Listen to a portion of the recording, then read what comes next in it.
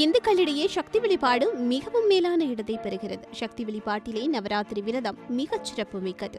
நவராத்திரி விரதம் புரட்டாசி மாதம் வளர்பிறையில் முதல் 9 தினங்களும் நோட்கப்படுகிறது. முதல் 3 தினங்களும் துர்க்கைக்காகவும், அடுத்த 3 தினங்களும் லக்குமிக்காகவும், இறுதி 3 தினங்களும் சரஸ்வதிக்காகவும் அனுஷ்டிக்கப்படுகின்றன. இவ்வழிபாட்டின் மூலம் கல்வி, செல்வம், வீரம் எனும் பேறுகள் கிடைக்கும் என்பது இந்துக்களின் நம்பிக்கையாக உள்ளது. நவராத்திரியை அடுத்து வருகிற விஜயதசமி அன்று 7 தொடங்கல் புதிதாக கலை பயிற்சி தொடங்குதல் எனும் நிகழ்வுகள் பக்தி பூர்வமாக நிறைவேற்றப்படும். ஆலயங்களில் அன்று மகுடாசுர சங்காரம் விசேட அம்சமாக நிகழும்.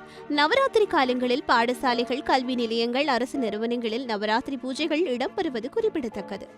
சிந்துவெளி காலத்தில் இருந்ததாக கண்டுபிடிக்கப்பட்ட தலைகீழான பெண்ணின் முத்திரை சக்தி வழிபாடானது உலக படைப்புக்குரிய முதற்காரணமாக சக்தி விளங்குகிறாள் என்பதை குறித்து நிற்கிறது.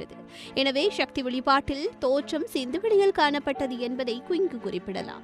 தமிழ்நாட்டிலே சக்தி வழிபாடை பற்றி நோக்கும் போது சங்க காலத்திலும் சங்கம் மருவிய காலத்திலும் கொற்றவை வழிபாடு என சக்தி வழிபாடு குறிப்பிடப்பட்டுள்ளது. பாலை நில தெய்வமாகிய கொற்றவை பிரிவு துயரை நீக்கும் தெய்வமாக வழிபட்டதை காண்கிறோம்.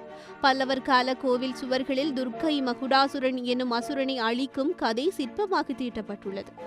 சோழர் காலத்தில் கம்பர் சரஸ்வதி ஸ்தோத்திரம் என்னும் நூலை எழுதி சக்தி வழிபாட்டுக்கு உதவினார்.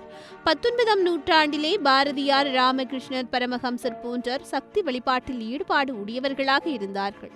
இன்று கண்ணகி என்னும் முத்துமாரி என்றும் வடபத்திரிகாளி என்றும் பல்வேறு நாமங்களில் சக்தி வழிபடப்படுகிறார். சக்தி விழாக்களும் விரதங்களும் பற்றி நோக்கும் போது நவராத்திரி விரதம், கேதார கௌரி விரதம் போன்ற சிறப்பு மிக்கவையாக விளங்குகிறது.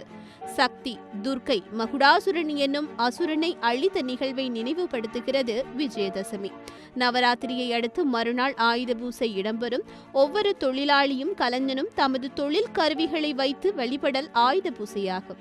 இதன் இறுதியில் துர்க்கை மகுடன் என்னும் அசுரனை அழித்த கதை கூறும் மானம்பூர் திருவிழா இடம்பெறுவது வழக்கம்.